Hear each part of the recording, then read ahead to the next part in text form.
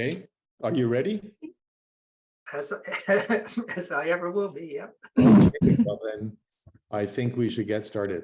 Sure. So it's very much a pleasure. Good afternoon, everyone.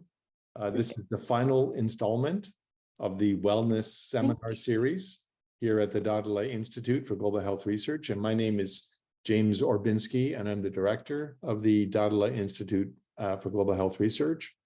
And I'm delighted to host Harvey Skinner and Susan Harris, who lead today's wellness seminar, which is titled Climate Distress, Helping Ourselves and Healing Our Planet. Susan, before we actually begin the seminar, Susan Harris is going to very kindly offer the land acknowledgement. So over to you, Susan. Thank you, James. So welcome, everyone. So glad and grateful that you're with us today. We want to open the gathering with an acknowledgement of the vital connection between humans and the earth, and to appreciate, as is the title of the workshop today, Helping Ourselves, Healing Our World, that we have a tremendous regenerative capacity of both earth and ourselves to heal. And how we heal is through relationship, through strengthening our bonds to earth's lands, waters, creatures, plants, and peoples.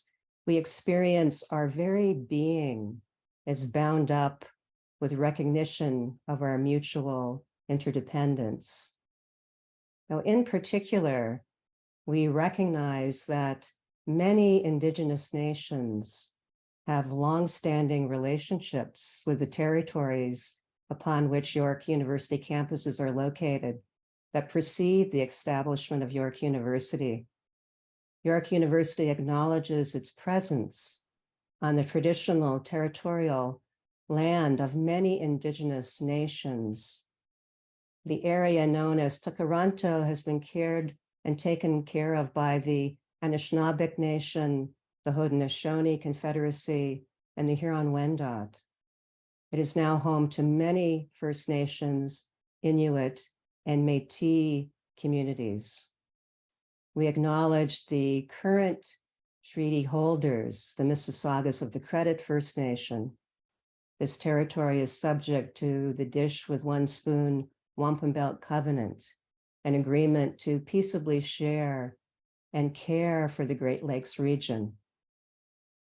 We pay respects to the Indigenous peoples of each place who through the years and to this day have loved lands, waters, and ecological communities and for their well-being.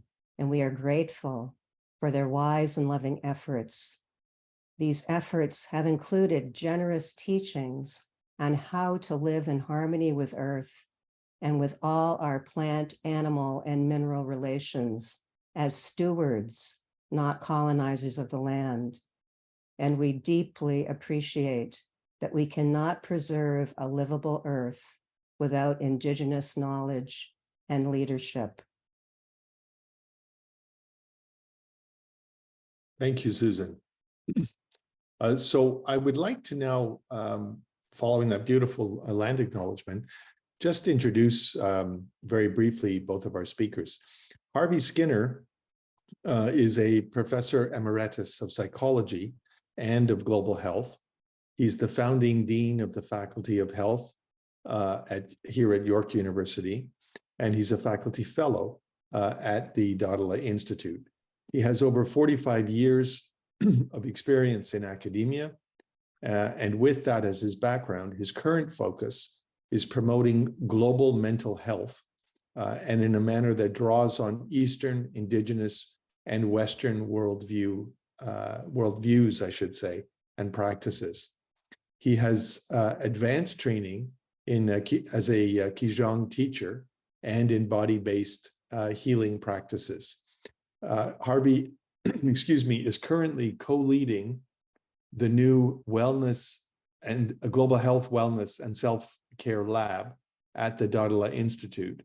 And he's also leading online sessions for stress busting and and their title, Stress Busting 30 Minutes of Magical Practice at York U. Susan Harris is also, is a community fellow here at the Dahdaleh Institute, and she holds a master's degree in social work and has over 40 years of work experience around issues of mental health, abuse, and trauma. She's a certified mindfulness meditation teacher and has been cultivating her own meditation practice for the last 25 years. And Susan is currently leading a 3-hour Sangha group and is actively involved with the Stress Busting series here at York and at the Dahdaleh Institute.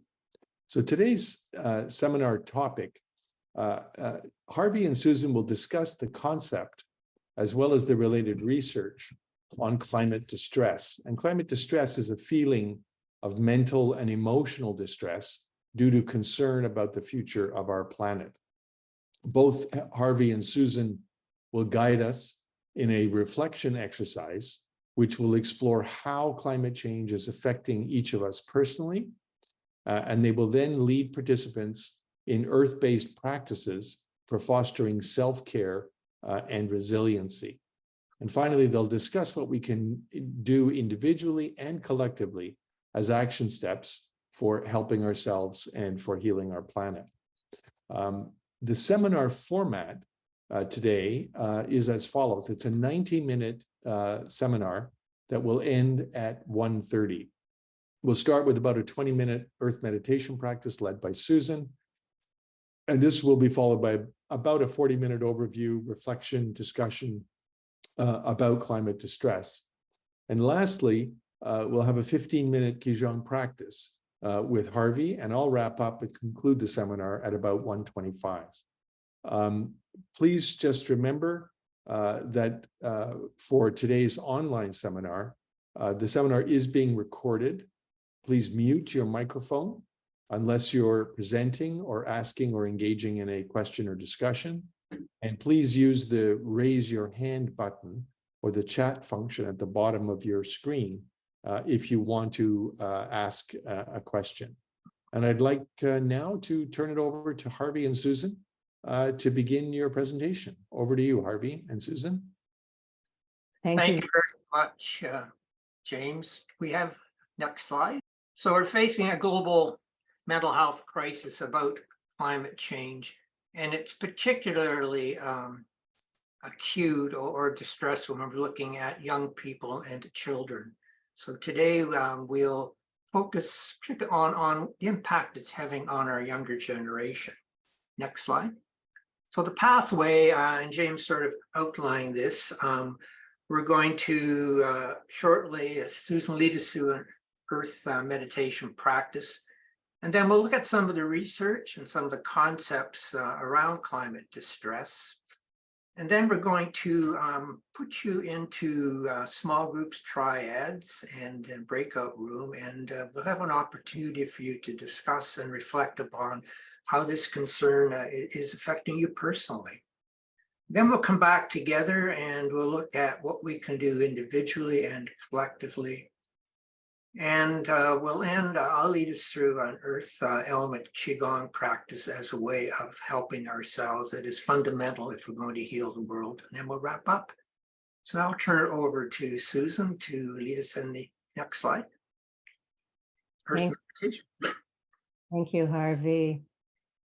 So to introduce our first healing practice for today, an earth meditation, I invite you to contemplate the teachings from many ancient traditions, which would represent the lineages of many of the ancestors of folks gathered here today, that these human bodies are of the earth, made up of the same sacred elements. Although the elements vary somewhat between traditions, these metaphors for experience help to connect humans to nature, because we are nature too. The Buddhist scheme that I'm most familiar with contains 4 elements: earth, water, fire, and air. And I find it fascinating that their importance is verified by modern Western science, that all life within Earth's biosphere requires the replenishment of clean soil, clean water, clean energy, and clean air for its survival. Well, it's the delusion of our separateness that supports our turning away from what is happening to our world. And it is the experience of our interconnection that supports our turning toward. So today's practice will be exploring our interbeing with our planet. First, through grounding in relationship to Earth and the Earth element, and then ending with a Earth loving kindness practice. So I invite you to take a comfortable posture as you experience yourself here. Spend a moment and look around your space. You take in all the expressions of Earth around you. If you have an access to window, you may look outside. And if not, just sense how everything in your space came from Earth. All that we create comes from Earth materials.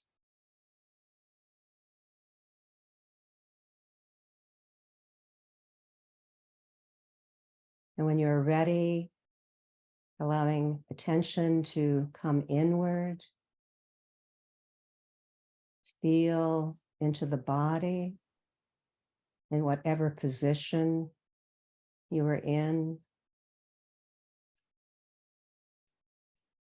And make any adjustments that support a relaxed and stable posture for your body today.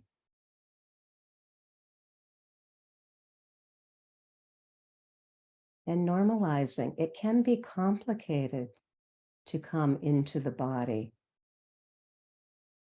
So important to be kind and gentle with ourselves as we do this.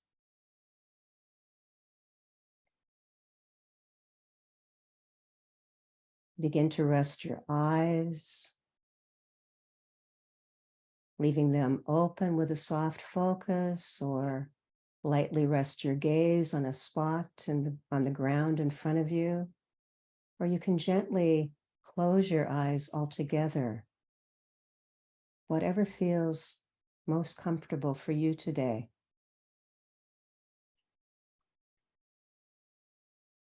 And as you settle,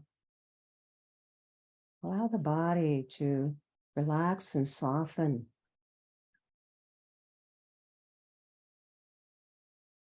As best you can, letting go of any obvious tension as you let your attention drop down into your body.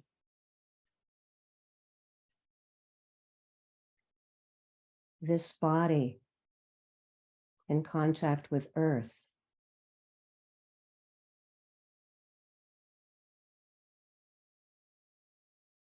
Respecting as you listen to the body,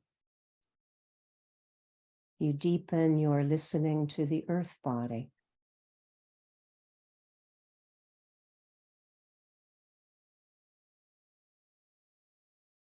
And remembering that if at any point in this meditation you feel lost or overwhelmed or fear arises, you can always open your eyes and reorient yourself to the space you are in and connect back to the points of contact body is making.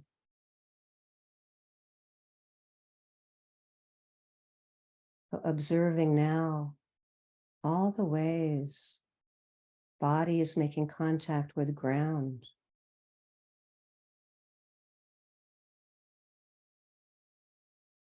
connecting, contacting chair, cushion, floor. And feeling now into the intimacy of that contact through the sensations of touch, wherever contact is happening.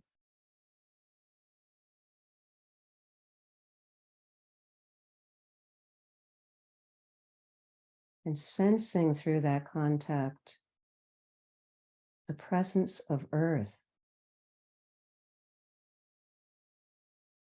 earth stability and strength.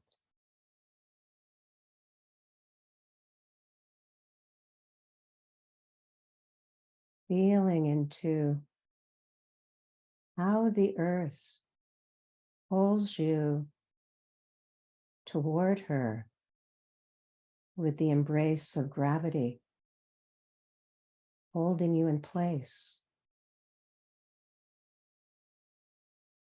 providing steady ground.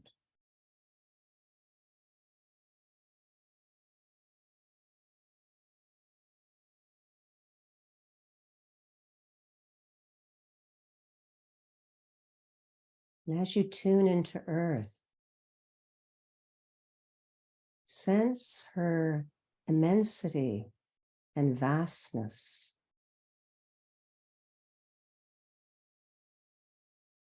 All the life she supports, including your own and countless other beings.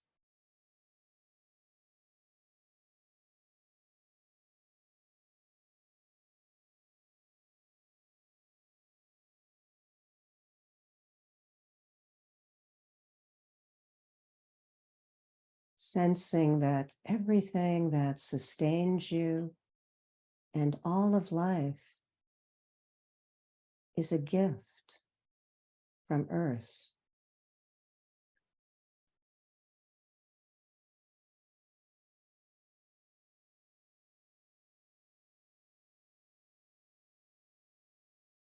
And knowing this body as earth, as we connect with the earth element internally,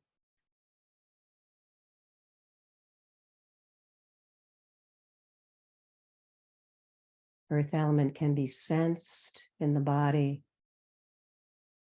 as its qualities of density, solidity, and heaviness.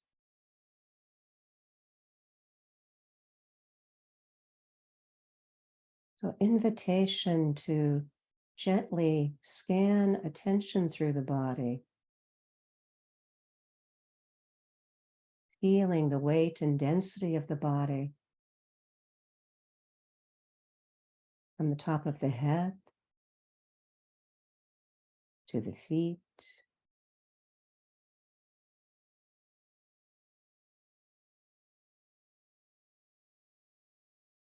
perhaps sensing solidity,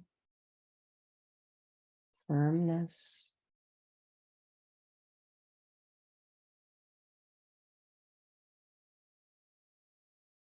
entering into the earth element's weightiness.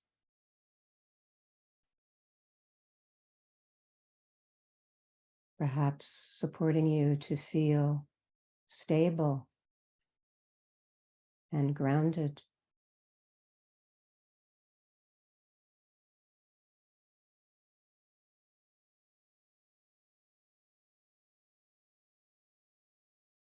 Viscerally experiencing earth element in the body as the solidity of the mountain, the firmness of earth.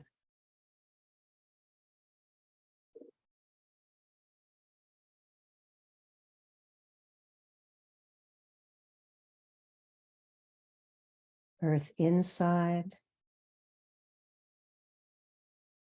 earth outside, all the same.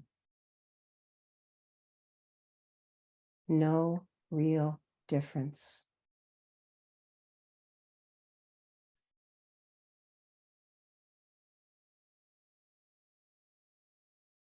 Breathing in, aware of earth element in the body. And breathing out. This body belongs to earth.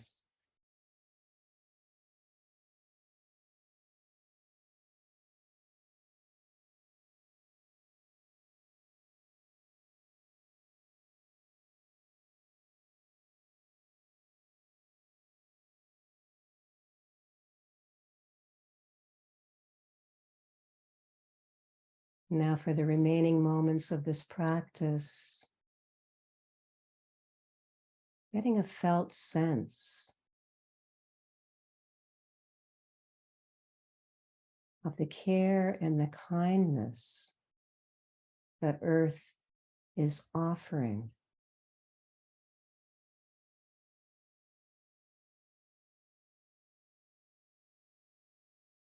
Exploring this through the breath.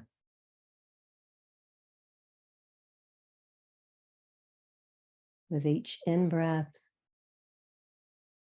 imagining you are taking in the kindness of the earth.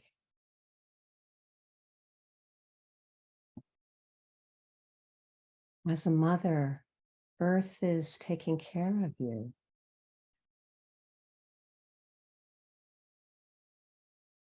So breathing in, kindness filling the body, infusing the body with care and nourishment. And breathing out, kindness is settling, easing tensions, worries. Filling on the in-breath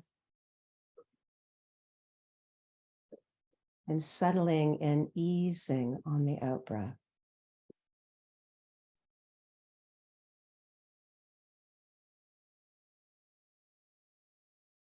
And continue appreciating your relationship with earth in this way.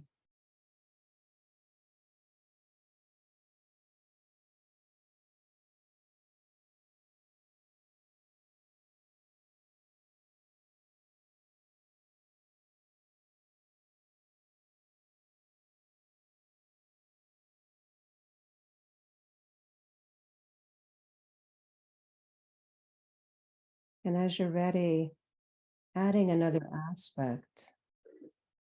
As we receive Earth's love and kindness on the in-breath,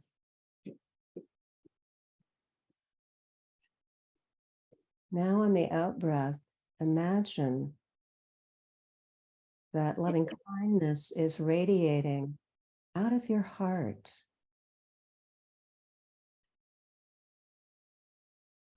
And offering this love and kindness to other beings, to all your relations, and to Earth herself. Taking in the kindness and care from Earth on the in-breath, and offering that kindness and care to all beings, to Earth herself on the out-breath.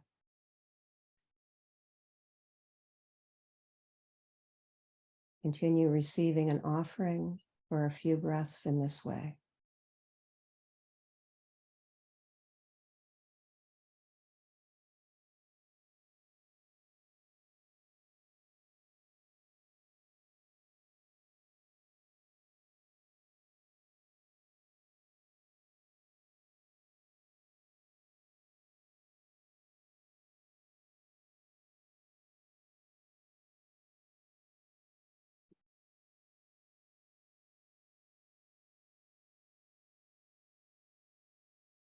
And taking one last moment to rest. in our deep connection to Earth.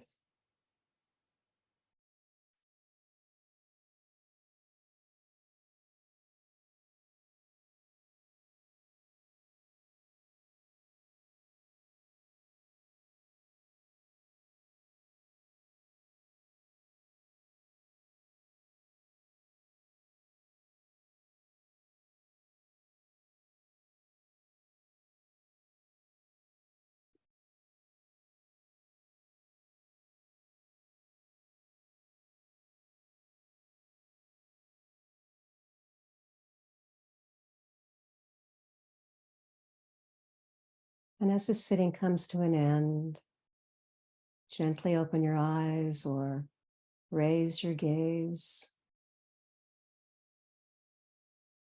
And just allow yourself to gently move, stretch the body in whatever way feels right.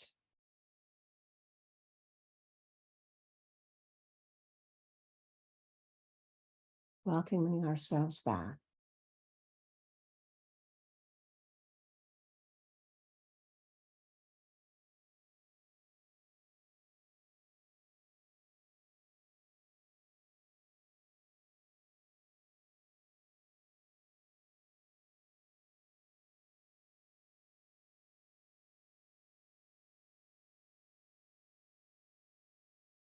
Harvey, Yes, I seem to have lost the PowerPoint. So I see it in front of me. Others see it. Yours meditation slide. yeah, so go ahead to the next slide. Okay. It was beautiful, Susan. And a key for our wellness lab is we have to continue to strengthen, rejuvenate, heal ourselves in order to be able to help and heal the planet. So this practice that Susan just led us through is incredibly beautiful healing practice. So let's look at some of the research and some of the concepts. Less than a month ago, on 20th of March, the Intergovernmental Panel for Climate Change released their latest report. And it's quite stark in its messages. We're facing a rapidly closing window of opportunity to secure a livable and sustainable future for all. In fact, we look at the climate clock, we have a little over 6 years to take the action that's needed to keep the global warming under the critical 1.5 degrees Celsius. So time is getting short. The UN Secretary General Antonio Guterres said, "This report is a clarion call to massively fast-track climate efforts by every country, every sector, on every time frame. Our world needs climate action on all fronts, everything, everywhere, all at once." So that's the call for action. Oh, yeah. This is a heartbreaking and challenging moment. One of our favorite Buddhist teachers and author and climate activist, Thanissara, says we face the reality that the systems we live within are not shifting fast enough. Our practice is for this moment, and rather than feel defeated, we have the opportunity to prioritize and do what we can. So let's look at some recent studies, and we're going to focus on the impact it's having on youth, on young people. So this first study is on a global scale, 10 countries, published in the Lancet Planetary Health in 2021. And their key finding, 45% of the youth feeling about climate change negatively is affecting their daily life and functioning. It's just everything is being upturned. Their eating, their concentration, sleeping, their playtime. Over half think that humanity is doomed. And that's quite startling, right? Over half think that we are doomed, that things they most value will be destroyed. And almost 40%, 4 out of 10, said they were hesitant to have children. Next slide. So let's look more closely here in Canada. This is a national survey that was collected last year in 2022. And here we find 3/4 of youth report that climate change impacts their overall mental health. So that's huge. A majority are feeling this impact. And over half are feeling afraid, sad, anxious, powerless. Almost 3/4 think the future is frightening. 4 out of 10 are hesitant about having children because of climate change. And I believe people are failing to take action and that the Canadian government is not doing enough to avoid this climate catastrophe. So our youth are very concerned, very distressed. We see it globally, we see it on a national level. And the next slide will show data from the recent survey from CAMH. This is grades 7 to 9 here in Ontario. And again, over half the students feeling depressed about the future because of COVID-19. And more than a third said that the pandemic has very much or extremely affected their mental health. But at the same time, over half are responding concerns about climate change. So our youth are getting like this double whammy, the impact we've had of the pandemic, and it's been huge on their mental health, their ability to grow, their social interactions. And on top of that, or with that, there's concern about the anxiety. And it's creating a generation that believes they will inherit a worsening national disasters. Linda Galloway at Lakehead University emphasizes that no generation has faced an existential crisis of this scale, and young people are suffering profound mental and emotional distress. So there's a real climate of silence around this problem, and 1/3 of people are not talking to anyone about these challenges they're facing, and 1/3 say that when they do, they feel either ignored or dismissed. And yet by talking, by communicating, that's how we can heal, how we can influence each other. They're feeling betrayed, betrayed by, I guess, the elder generations. Yet there is hope. And she said her research is showing that young people, many are taking things in their own hands. They're looking at careers that they work toward a more sustainable environment and to mitigate climate change, and how to make the government's decision makers more accountable. Listen to young people and find courage for the transformative action, which is hard but entirely necessary. So there's a strong message here for us to listen to young people. Susan? In order to listen to young people, we also need to be listening to ourselves and to all those around us.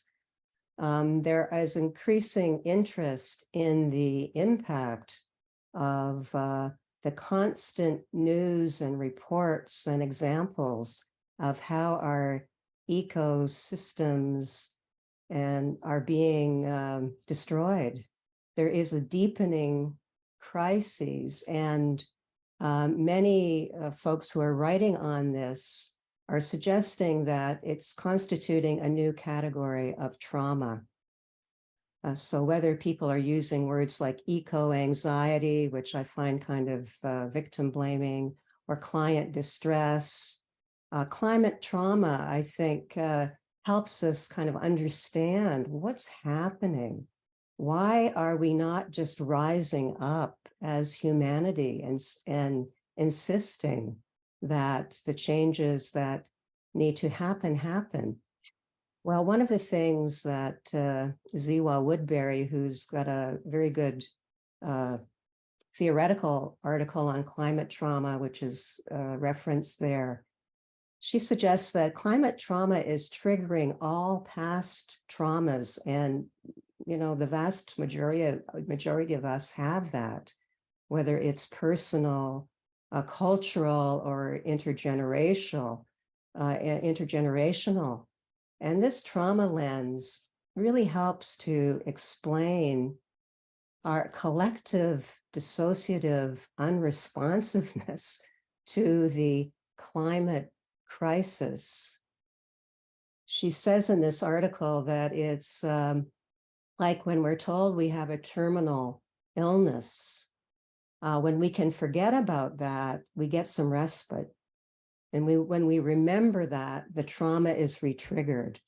So there is a vast triggering of trauma, a traumatic response to what's happening with our world that we need to figure out how to contend with. Renee Lertzman is one of the authors who's and teachers who's doing a lot of research in this area, and she's talked to thousands of people all over the world to try to make sense of why people aren't taking action. Many of us subscribe to kind of a myth of apathy. I know I certainly did in the past. I thought, well, why aren't people doing more? They just must be apathetic.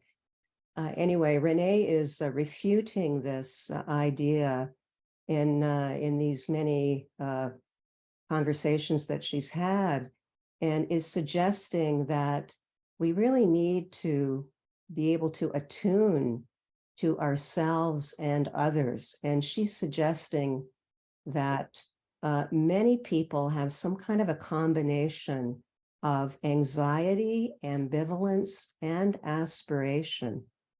So there is the widespread anxiety and fear about what's happening to our world.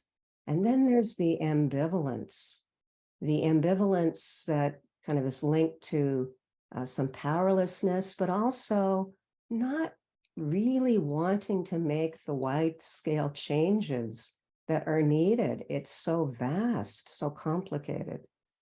And then the last aspiration, to really appreciate that the majority of people do want to help make the world a livable place. There is aspiration that if we can really attune to these things in conversations with other folks and within ourselves, we can begin to bring mindfulness and compassion to what people are experiencing. And instead of shut down conversations like those young people are experiencing in the research that was reported, we can actually start to increase the conversations that were happening.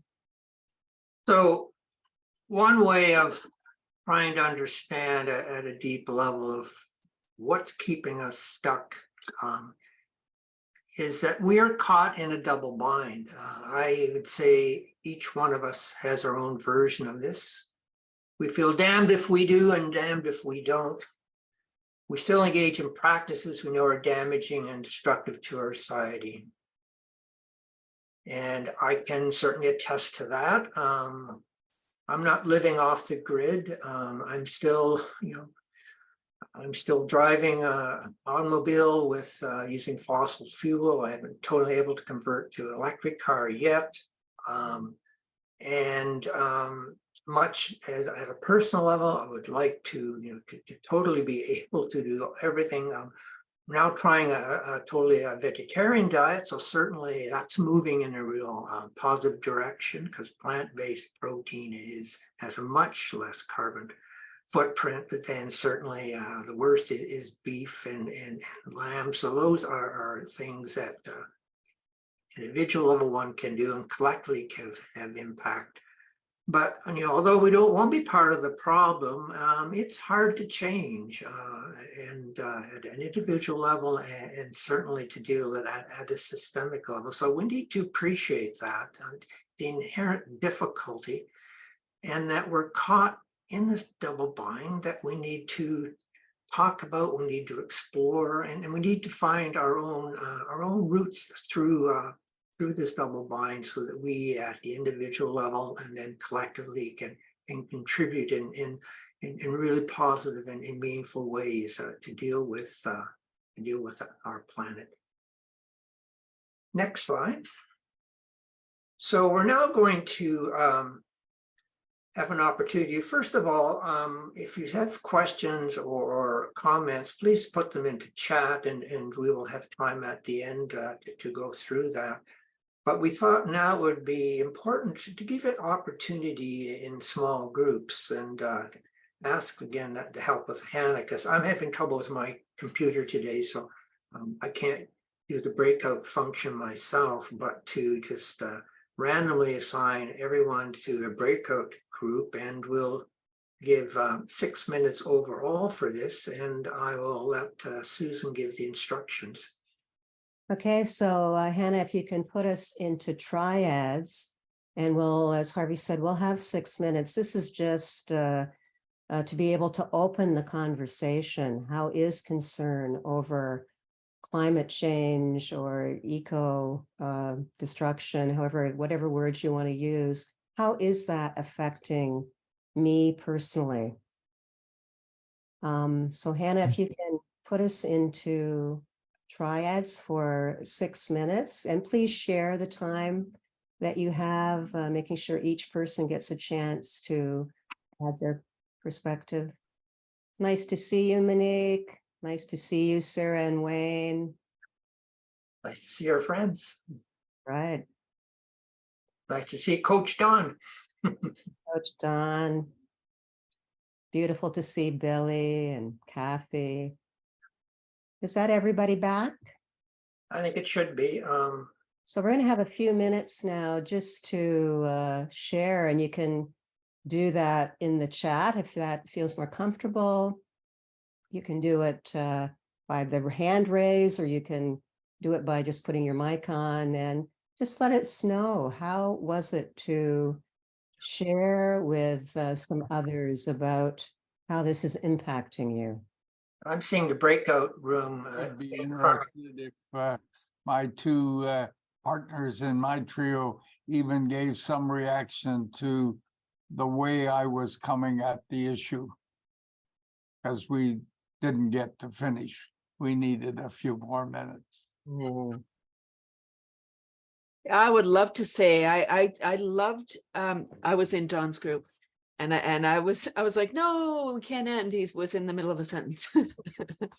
Wow, it was so interesting, the perspective, just the, Don has seen a lot of things in his short life. And it is perspective. It's definitely, I love that one thing that he shared was the eco activists who are so passionate about their piece, and then they're, kind of vomiting all over the others, like they have just invented sliced bread, like they're the first ones, they're the only ones that have this knowledge. And yes, I think we need to be definitely more mindful of how we, and I not that he was talking to me directly, but I feel like sometimes I do that with my worm information. So I was appreciated that perspective for sure. And this is huge. And I think by your mindfulness meditation, Susan, was magnificent. It felt, I felt like we were totally present, and just absorbing all of that. I just felt like we were really in this together, and I wish we were a bigger group today. Thank Thank you. you. Other reflections?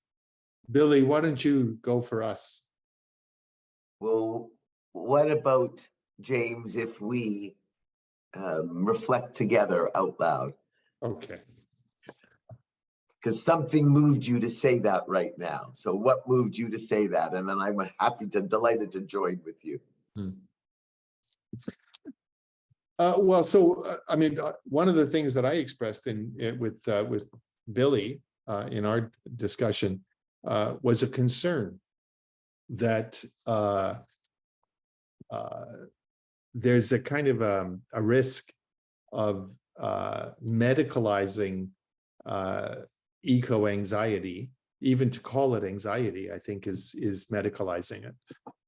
And I made a very important distinction between, well, I did preface by saying that, I have 3 teenagers, and this is our daily conversation.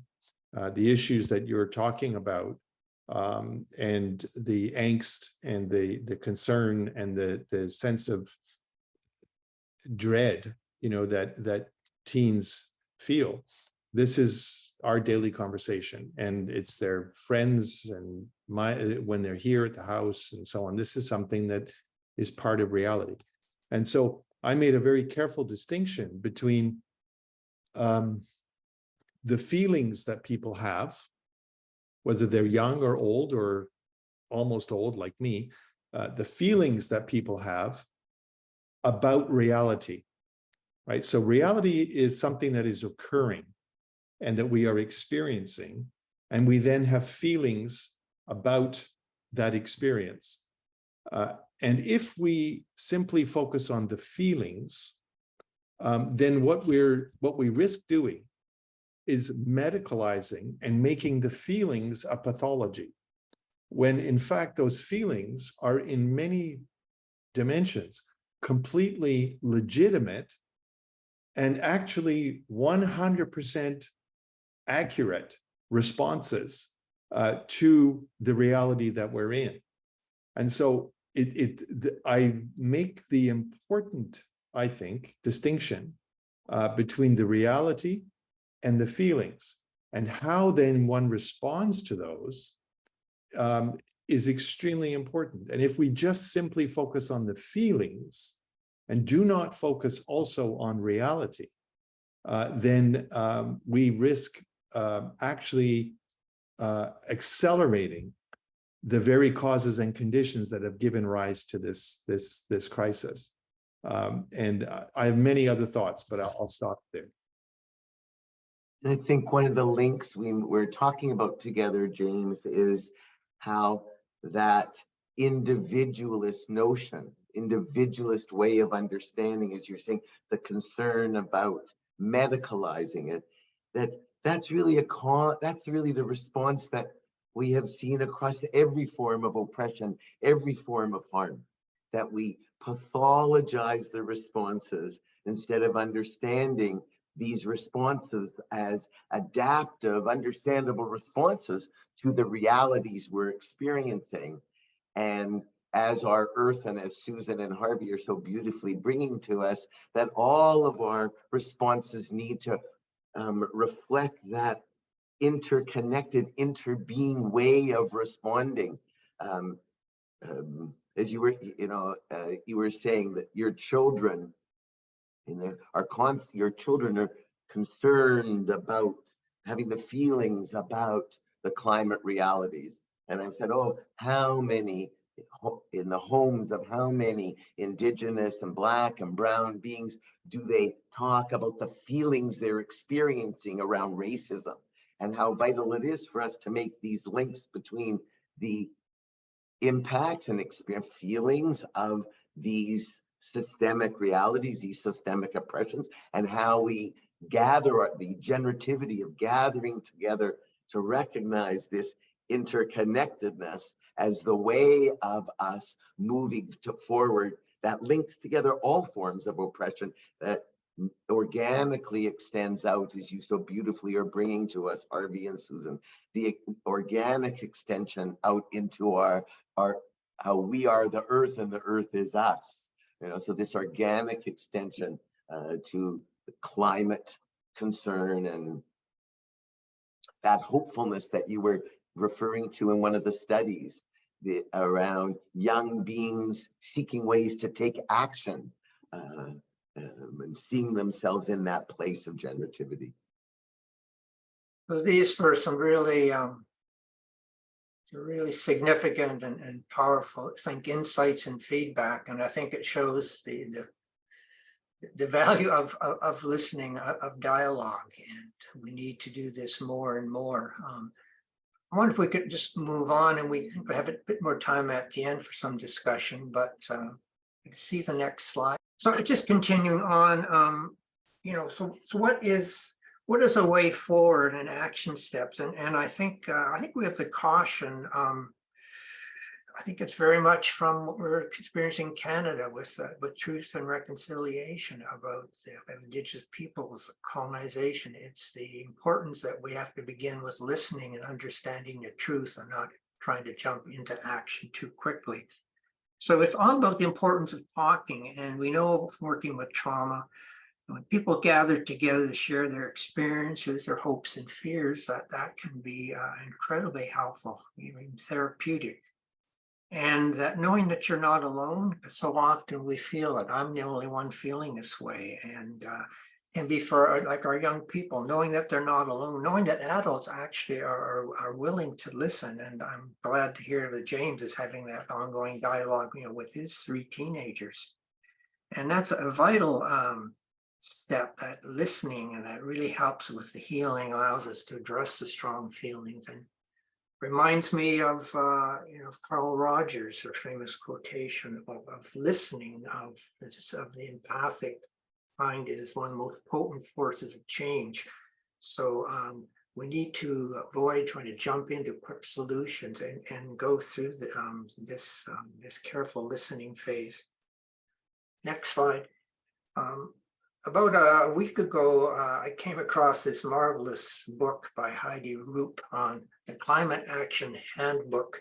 And I would encourage everyone to at least try to get a copy that you can look at, or to borrow it, or you can borrow my copy. And it gives 100 different actions, and it ranges from all kinds of civic engagement, things that you can do individually. So there's a lot of actions there that can help us deal with the double bind, some very, and the beauty of the book is on one page, it sort of gives the data, the idea, the concept of what you can do. And then on the other page, it has beautiful graphics showing sort of recent update on data. And it's incredibly powerful because one action for the data, and you can just go through and really pick the 1 or 2 actions you want to focus on yourself at this point.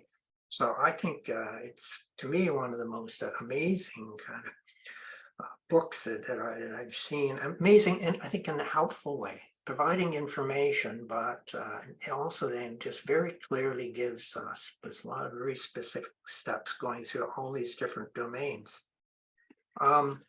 So let's move forward. The question for the next slide is, basically, there's a question out there, or at least the answer is, how do we love our planet? And then the next slide poses the question, of what we can do individually and what we can do collectively. That's in the next slide. So I'd like to take 10 minutes now and focus on what we can do individually to help us heal ourselves through going through Qi Gong practice. And then we'll bring it back again to some brief discussion at the end of what we can do for collective action. And the issue is I'm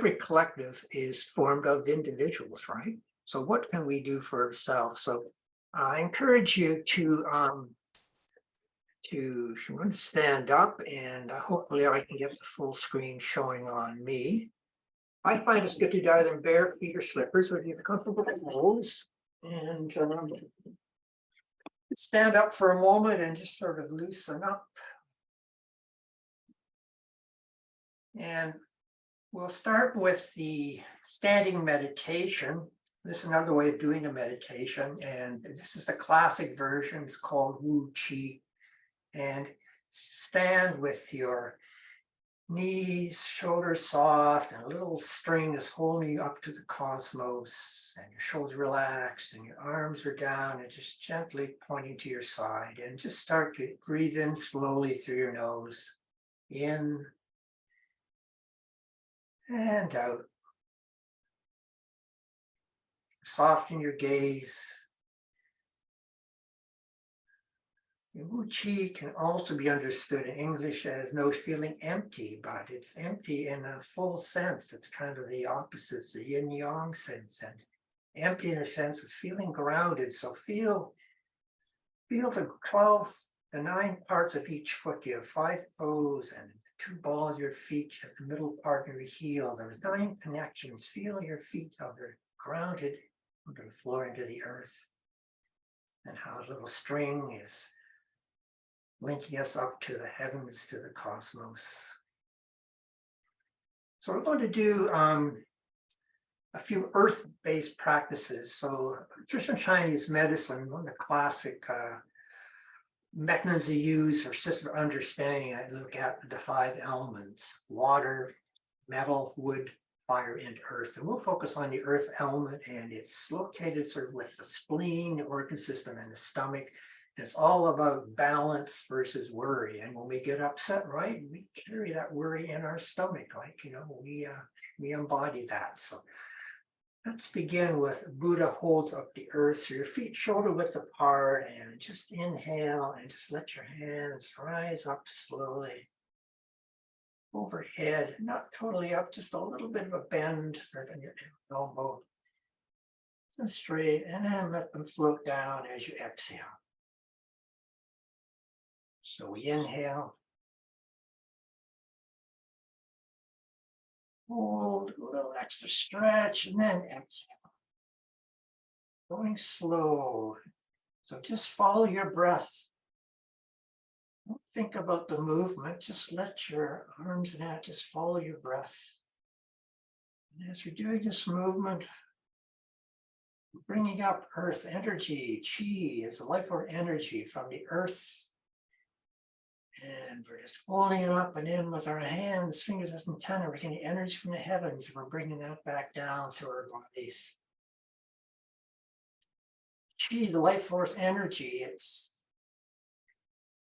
comes from the heavens, from the cosmos. Secondly, it comes from the earth. And then the third, it comes from within ourselves.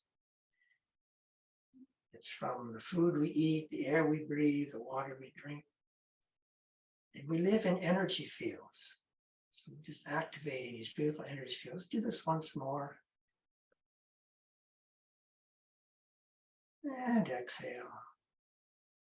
So now just lift up your right hand, left hand down, and stretch it a little bit so your upper hand fingers, they're pointing up to the heavens and getting electromagnetic energy from the sun, the stars, and your bottom hand is pointing to the earth, bringing up energy from the earth. And then as they come down, let your pinky fingers not quite touch. And then we touch up the other hands.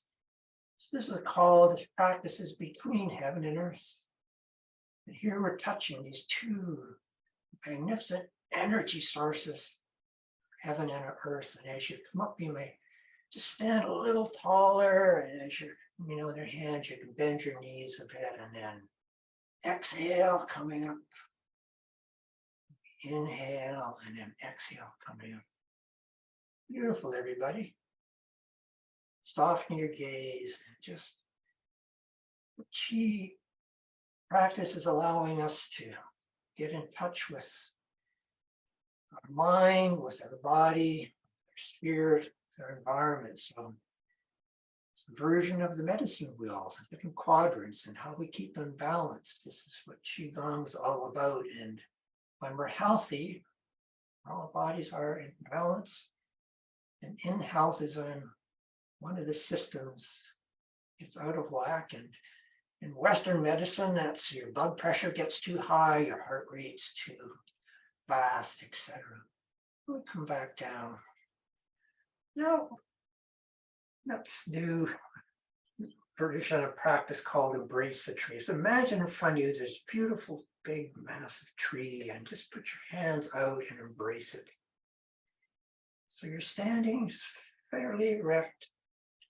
Your arms are rounded, and soften your gaze and just inhale slowly through your nose and exhale slowly. And tree is an incredible metaphor for our planet, for the earth. The tree is our incredible partner. We breathe out CO2, and the trees take that through getting energy from the sun, electromagnetic energy, and photosynthesis. They give us back oxygen. At the same time, that process, the tree creates nutrients. It feeds itself. And through its roots, it connects with all the other trees. They're holding hands in the forest, and trees are producing fruit that we eat. So trees are always nurturing us. The forest is, the planet. That's why it's important to embrace. Feel your toes grounded down like roots. into the earth, crown of your head up into the heavens, cosmos, and your hands, your arms as branches. Now let's do arms over to the side and just inhale. Hands up, up, almost touch the crown, you face forward, and then let them float down. Okay. So now we're going to be tree swaying in the wind. Let's visualize. Beautiful tree, and each tree has its aura. And in the summertime, I love in our backyard, just watching the trees just gently floating, swaying in the wind. And again, we can't see the wind, but we see the effect of the wind. And the notion of Qi, life force energy, we can't see it, but we can feel the Qi. Inside, inhale and exhale. Another one this way. And just see how your body now is starting to feel relaxed, mind slowing down. It's just getting rid of the monkey brain. Just feeling a sense of balance as you're just swaying with the tree. So now let's do a little dance with the tree. So put your right foot out in front and pretend you have this ball of energy, this Qi ball of energy, and bend back on your back foot a bit. So we're going back and forth on our feet. Now we're back, and as we come forward and down, and let's just take this Qi ball of energy and this beautiful tree in front of us up all at the front, up at the branches in the top, and then we'll bring it back. So we're sharing this energy with the tree in front of us to this nice dance. And we exhale and inhale, coming back, just sharing beautiful energy with this tree. We're a dance. We're at one. Beautiful, everybody. Oh, yes. Now come in and let's just shift over and put your left foot forward.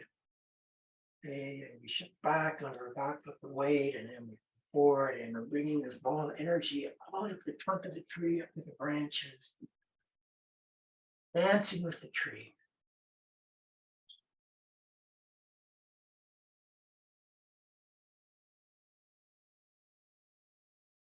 Just let your body go and just in silence, and do it slow, and just visualize this beautiful tree. Slow it down, just slow it down. Nature never hurries it, everything gets accomplished. That's the wisdom of the Taoist classic text, the Tao Te Ching. Do one more. Beautiful. Let's put your hands out in front with the palms facing. And inhale, and as you exhale, just hands out to the side. And then inhale, bring them back in. Okay, exhale. This is Qi. Belt to your palms are getting energy from the earth. And just imagine as we come now, imagine your lower dantian. It's about, your belly button is, you go in about 2 inches. That's the lower dantian, a major battery of our energy. Imagine it's the size of a tennis ball. And then as we move your hands out, it's expanding. And now it's bigger. Now it's 10 feet. Maybe it's 10 miles in diameter. And back, and then it compresses back down. We're bringing this energy back to our lower dantian. Exhale. And we're gathering energy from all around us and bringing it back and storing it. Exhale. Just imagine this huge Qi ball. It's getting immense, maybe hundreds of miles diameter. That comes back to this little tennis ball.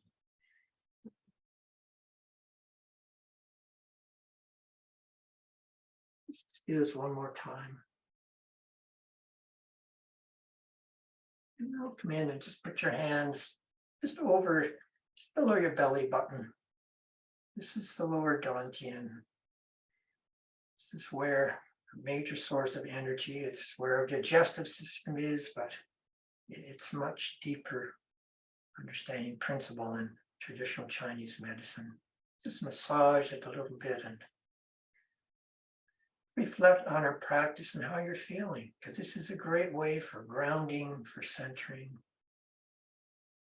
And we need to be grounded and centered in order to deal with the challenges of climate distress.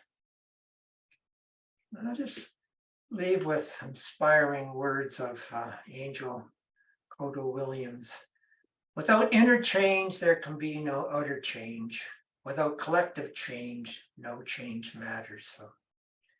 So the essence of our seminar today is working on our inner change, helping ourselves, and then that positions us to work collectively with all of us together, make like the change that's needed. Thank you for this practice. And now we can come back and sit down.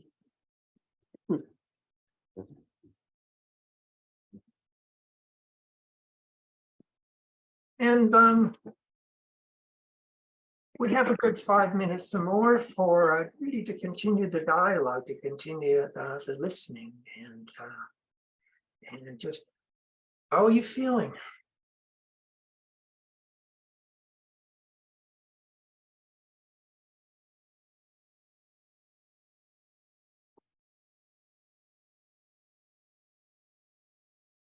Well, Harvey, I feel great. So thank you. And I just wonder if I could just ask you to repeat that last quote, the name of the person, and maybe if you want to talk about it a little bit. I thought that was quite beautiful. I wonder if we could bring it up. So it's an ocean. Go back a couple. Yeah, rather than waste the little. Anyway, but without interchange, there can be no outer change. So it's emphasizing, first of all, beginning with yourself. And this is why in our, in our lab, in our global health, wellness, and self-care, the notion is healing ourselves. Then we are positioned to heal others, to heal the world. So this quote captures this, the duality of it greatly. Because so often we're not paying attention, we can get burned out. So how can we look into very difficult issues? And let's get into climate stress. It can be, the trauma can be quite triggering, quite disturbing. So how can we be resilient and robust enough in order to deal with our internal sort of issues and challenge? And then that positions us then to work collectively, working with others to change the world. So without interchange, there can be no outer change. And then the other key is, well, then without collective change, no change matters. So, and if we're going to have impact, we have to work collectively. Can we take down the PowerPoint, Hannah, please? Yes. Harvey, is it okay that I join with Sure. the quote that you just offered? Because I think given what James, you were asking, we were in the conversation together. The way I think it so beautifully connects to what you were speaking about, James, is what she says before that is love and justice are not two. That's a very key, because that's the part I think, James, that you were talking about, that we separate out the feelings from the engagement. She says love and justice are not two. There is no outer change without inner change. But without collective change, no change matters. And it's in her book, Radical Dharma. And who is the author? Reverend Angel Kodo Williams. She's an African-American queer Buddhist activist. Okay, that's great. Well, thank you so much, Harvey. And Billy for sharing that. Very helpful. I find it captures the essence of, I think, what Susan and I are doing, what we're trying to do with the Dahdaleh Institute, and it draws on the work, the training that we had in working with Patricia Kane on the capacity tower and the whole visionaries. healing ourselves, healing our world. And too often we out there trying to heal the world and not, equally focusing on what we need to do to keep ourselves strong and robust. And we get burned out, get cynical. So it's an ongoing, lifelong process, that duality. And we do a very poor job, and certainly in the West, in our educating health professionals, social service professionals. They get at most kind of lip service, And look at the impact of COVID had on burnout with nursing and other health professions, right? So they need these kind of practices, mindfulness practices, Qi Gong, yoga. I mean, there's all sorts of practices. You find the one that works for you, that speaks to you. But give yourself permission, priority. You've got to have your own lifelong practice.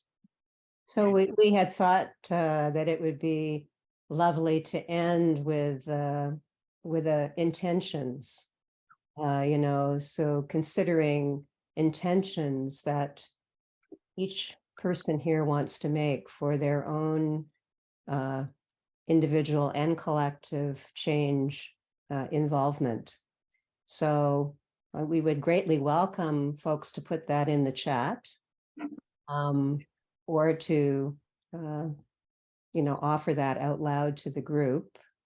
But it is beginning with the seed of intention that change happens.